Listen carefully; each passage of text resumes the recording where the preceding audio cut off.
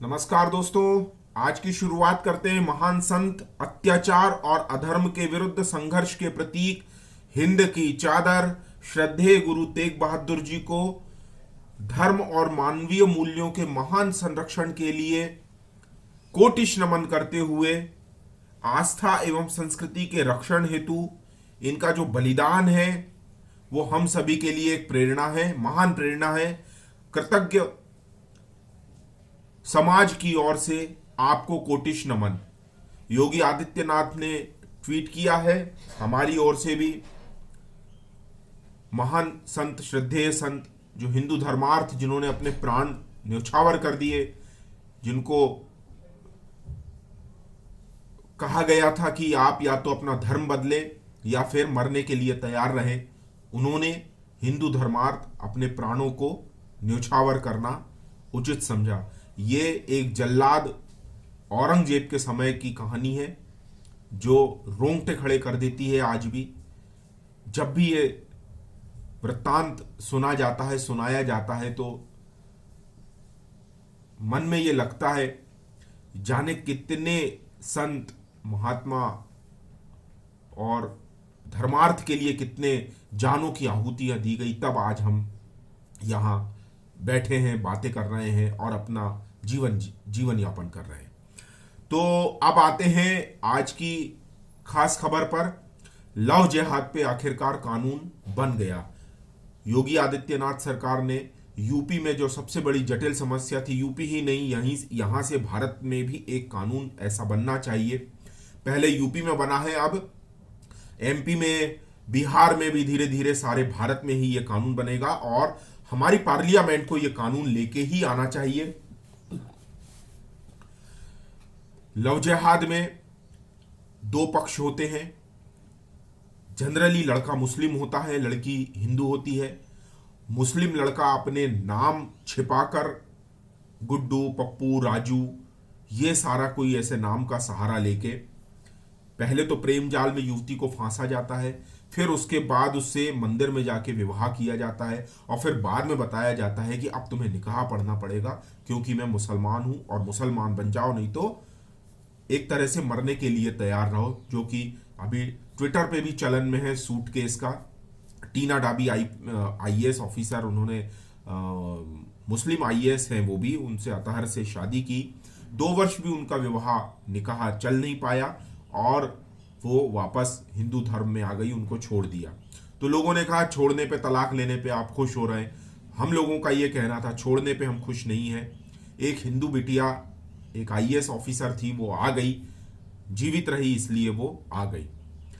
अब किसी हिंदू मुस्लिम को शादी करना हो तो वो कानूनन अपना नाम जाहिर करके और क्या क्या जो भी अनुशंसाएं लिखी हैं उन्हें कलेक्टर को ज्ञापन देना होगा कि हम प्रेम पूर्वक विवाह कर रहे हैं, प्रेम से हम एक दूसरे को प्रेम पूर्वक हम चाहते हैं और प्रेम पूर्वक ही हम हमारा आगे का जीवन हम दोनों की मर्जी के साथ, बिना दबाव में आए या दबाव बनाए, हम एक दूसरे के साथ सहर्ष जीवन यापन करेंगे। तो इस तरह की ही बातें होती हैं। आज इसी पर मैं आपको छोटी सी चर्चा बताऊंगा जिसमें एक ये सब कानून बन रहे हैं, तो मैं आपको एक तस्वीर भी बताता हूं। ये इन लोगों के नाम भी मैं आपको बता रहा हूं। जो लोग पुराने हैं उन लोगों को शायद ये मालूम होगा ये लोग कौन हैं। ये बताए जा रहे हैं जब बीजेपी को 2 सीट मिली थी, जब बीजेपी को 2 सीटें मिला करती थी 1984 में, भाजपा के जीतने वाले 2 ही ये सांसद हैं जिनका नाम है श्री जंगारेड्डी और श्री A.K. पटेल। तो उस समय बड़ा मजाक उड़ाया जाता था, हम दो हमारे दो चलता था राजीव गांधी का परिवार नियोजन के लिए। तो इन लोगों का भी बड़ा मजाक उड़ाया जाता था, हम दो हमारे दो। और आज ये 2 से कांग्रेस सिमटती हुई 2 की तरफ जा रही है और बीजेपी अपना परचम लहरा रही है। नितिन शुक्ला जी लिखते हैं, हिंदू लड़कियों से लव जिहाद करने की नई रेट लिस्ट तैयार है। ब्राह्मण पंडित 10 साल की जेल, क्षत्रिय राजपूत 10 साल की जेल, वैश्य बनिया 10 साल की जेल, ओबीसी 10 साल की जेल, SC ST 10 साल की जेल। उपरोक्त रेट लिस्ट योगी जी द्वारा आज जारी की गई है समरसता समानता का ध्यान रखते हुए। ये आज ट्विटर भरा हुआ है दोस्तों, आप देख सकते हैं। ये रेट लिस्ट कैसी है, एक समाचार पत्र में बताया गया था कि ब्राह्मण लड़की को कन्वर्ट कराएंगे तो उसको 10 लाख मिलेंगे। ऐसा ही सिख, जैन, बौद्ध, SC ST OBC इन सब की अलग अलग कैटेगरी बनाते हुए ऊपर नीचे जैसी भी यथा योग्य कन्या को अगर आप हिंदू धर्म से मुस्लिम बनाएंगे, इस्लाम धर्म में लेके आएंगे, कन्वर्ट कराएंगे तो उनको 10 लाख रुपए, और उस तरीके से अलग अलग कैटेगरी बनाई गई थी। आज तक उस पेपर, जो न्यूज़पेपर था, छोटा सा न्यूज़पेपर था, अभी मेरे सामने आएगा तो मैं आपको बताऊंगा, ना तो उसने अपनी बात का खंडन किया है, ना ही किसी ने उस पर कोई आरोप लगाए हैं कि ये न्यूज़ गलत है। तो कैसे मान ले कि ये न्यूज़ गलत है। रेट लिस्ट जो लव जिहाद पे हिंदू लड़कियों को, स्पेशली ब्राह्मण, सवर्ण हो, चाहे SC ST हो, चाहे OBC हो, चाहे किसी भी सिख, जैन, बौद्ध हो, कोई भी हो, आप यानी कोई ने गलत नहीं साबित कर पाए हैं, ये इस चीज को कोई गलत साबित नहीं कर पाए हैं कि ये रेट लिस्ट गलत है। तो कैसे मान ले कि ये गलत है, और यदि गलत होती तो वो उसको कहीं भी झूठी न्यूज बताने के लिए कहीं ना कहीं एक आधा केस तो किया गया होता। आप देखिए नितिन शुक्ला जी का दूसरा ट्वीट क्या है। उत्तर प्रदेश में अब हिंदू मुसलमान आपस में शादी कर सकेंगे, लेकिन पहचान छिपाकर, घर से भगाकर, झूठ बोलकर, बरगलाकर, मौलाना के कहने में आकर, धमकाकर, डराकर, परिवार से प्रताड़ित कर, अपने परिवार से भी प्रताड़ित करवाकर, या पैसों के लालच में हिंदू लड़कियों को फंसाकर या अपना नाम छिपाकर, दबाकर, गलत पहचान बताकर अगर शादी विवाह किया गया तो 10 साल की कैद बामुशक्कत होगी। चक्की पिसिंग पिसिंग पिसिंग। ये देखिए, हम जो राष्ट्रवादी लोग हैं, हिंदू राष्ट्रवादी लोग हैं, 1 मिनट में आपको एक आवाज और सुनवा देता हूं। एक आवाज और सुनिए आप, आपको बहुत अच्छा लगेगा। एक आवाज और सुनिए, फिर मैं आपको अपनी बात आगे बढ़ाते हुए ये कहूंगा, आगे ले चलूंगा। भारतीय जनता पार्टी किसी एक व्यक्ति का पार्टी नहीं है। yes. भारतीय जनता पार्टी नरेंद्र मोदी जी का पार्टी नहीं है, नड्डा जी का पार्टी नहीं है, अमित शाह जी का पार्टी नहीं है, मेरा पार्टी नहीं। ये तेजस्वी सूर्या है, इन्हें आप देखा होगा, इन्हें आपने। तेजस्वी सूर्या अभी युवा भाजपा के, क्या बोलते हैं उसको, BJYM क्या बोलते हैं, युवा भाजपा के नेता बनाए गए हैं भारतीय राष्ट्रीय स्तर पे। देखिए, मैंने अभी आपको 2 सांसदों की जो फोटो बताई थी, 84 में 2 सांसद थे, और इनका उपहास उड़ाने वाले आज 2 तक ही सिमटते, 40-44 तक हो गए हैं। 4 पे आएंगे, 2 पे आएंगे और ये खत्म हो जाएंगे। आज उपहास उड़ाने वाले खत्म हो गए हैं, और जिनका उपहास उड़ाया गया, जो 2 थे, आज 300 सीट के साथ गरज कर बातें कर रहे हैं। फिर भी देखिए, विनम्रता है, अहंकार नहीं है। विनम्रता यह है कि बीजेपी मोदी की पार्टी नहीं है, बीजेपी योगी की पार्टी नहीं है, बीजेपी नड्डा जी की, अमित शाह की पार्टी नहीं है, ना ही बीजेपी तेजस्वी सूर्या की पार्टी है। अब आगे सुनिए क्या बोलते हैं। भारतीय जनता पार्टी हम सब का पार्टी है। This is the difference of the Bharatiya Janata Party. People of Hyderabad have given chance to the Congress, they have given chance to TRS, they have given chance to the TDP. With folded hands I am requesting, let us all go to every single home in Telangana. घर घर जाएंगे। देखिए, सभी को मौका दिया गया। तेलंगाना में अभी आह्वान कर रहे हैं कि एक एक घर पर जाएं, एक एक घर जाएं, एक एक व्यक्ति के पास जाएं, एक एक परिवार के पास जाएं और अपनी बात कहें। सबको विनती करेंगे, अनुरोध करेंगे, एक बार, सिर्फ एक बार भारतीय जनता पार्टी के लिए आप मौका दीजिए। हम हैदराबाद का चेहरा बदल जाएंगे और ऊंचाई तक हैदराबाद को ले जाएंगे, यही हमारा संकल्प है।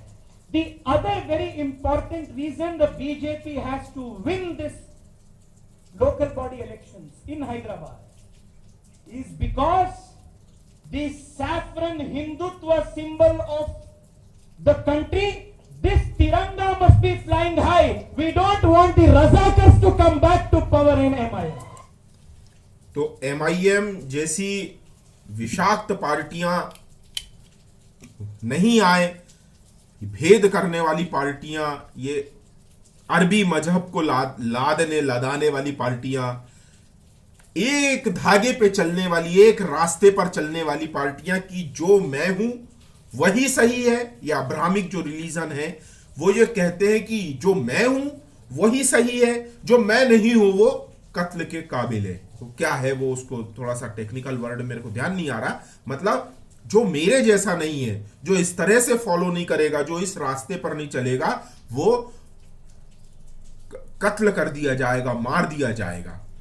और जबकि हिंदुत्व जो होता है, जो समग्र हिंदुत्व की भावना लिए हुए व्यक्ति होता है, वो कभी भी ये कहता है आप अपने जैसे रहे, मैं अपने जैसा रहूं। समग्रता लिए हुए है, सभी को अपने में समाहित किए हुए है।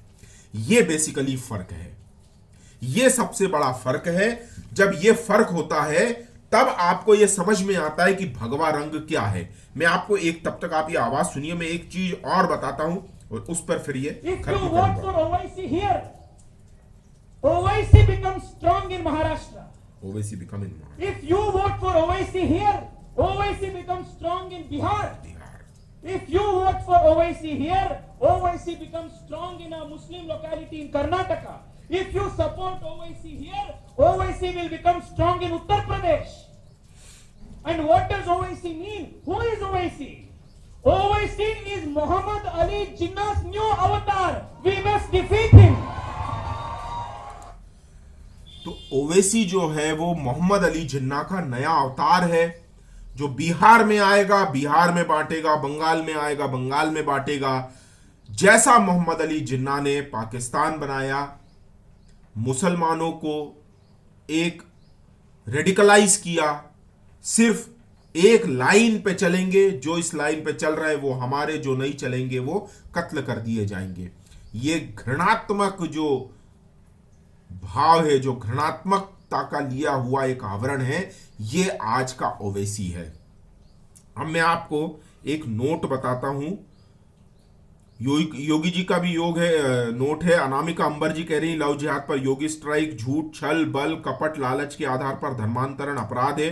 बधाई उत्तर प्रदेश। अनामिका अंबर जैन जी जो है वो बहुत बड़ी कवियत्री हैं और बहुत बड़ा नाम है, तो इन्होंने भी बताया है। सीएम ऑफिस यूपी कह रहा है, योगी आदित्यनाथ जी की अध्यक्षता में आज मंत्रिपरिषद की बैठक में उत्तर प्रदेश विधि विरुद्ध धर्म संपरिवर्तन प्रतिषेध अध्यादेश 2020 को अनुमोदन प्रदान किया गया। यानी वो उत्तर प्रदेश मतलब उत्तर प्रदेश हो गया, विधि मतलब जो लॉ होता है, कानून के विरुद्ध धर्म संप्रदाय प्रतिषेध मतलब आप धर्म के विरुद्ध जाकर किसी को बरगला के अगर अपनी झूठी पहचान बताकर अगर आप धर्म परिवर्तन कर रहे हैं तो ये कानून सम्मत नहीं है, ये गैर जमानती अपराध होगा और इसमें दंड दिया जाएगा, जो मैंने बताया अभी 10 वर्ष की सजा है। सबसे इंपॉर्टेंट बात आप ये देखिए, दुनिया में 85% शरणार्थी मुसलमान हैं। ये कौन कह रहे हैं? ये जीडी बख्शी के नाम से, शायद जीडी बख्शी का ही ट्विटर हैंडल है या उनके नाम से कोई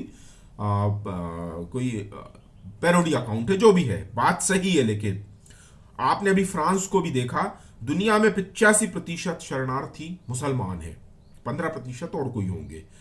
58 इस्लामिक देश हैं पूरे दुनिया में, 58 मुल्क जो हैं वो ये कहते हैं कि हमारे यहाँ की जो सत्ता है वो इस्लामिक कानून या शरिया के अनुसार चलेगी।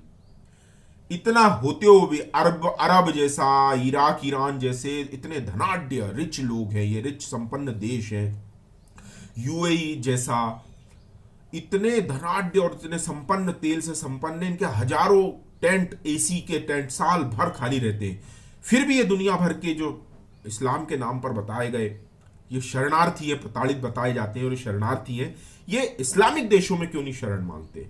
ये गैर इस्लामिक देशों में क्यों शरण मांगते हैं? तो जीडी बख्शी साहब ये पूछ रहे हैं कि ये संयोग है या प्रयोग। इसी नोट पर मैं आपको छोड़ूंगा।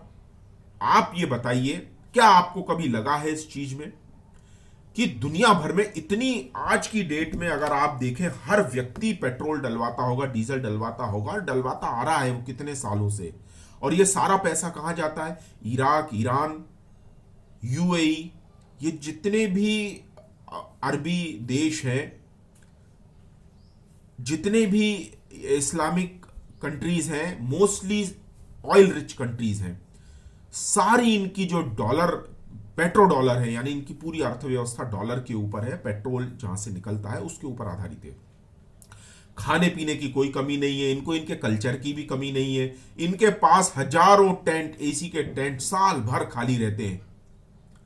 तो ये लोग वहां पर शरण क्यों नहीं मांगते? बांग्लादेशी म्यांमार से होता हुआ वहीं पास में ही चाइना है, 100-200 किलोमीटर दूर, वहां नहीं जाएगा, हजारों किलोमीटर दूर पार करके ये कश्मीर में और दिल्ली में ऐसे स्ट्रेटेजिक लोकेशंस पे क्यों आके बैठ जाते हैं? फ्रांस चले जाएंगे, 2-3 हजार किलोमीटर फ्रांस चले जाएंगे, इराक, ईरान, सऊदी अरेबिया से बिल्कुल पास में ही जो सीरिया के सताए हुए हैं वो पास में ही अरब चले जाएं। फिलिस्तीन के लोग फिलिस्तीन में गर्दा मचाए बैठे हैं, इजराइल के नाम से। भाई आपको तकलीफ है तो ईरान चले जाओ, यूएई चले जाओ। ये सब चीजें क्यों नहीं है? यानी इस सब मक्कारियों का हमें जवाब देना जरूरी है।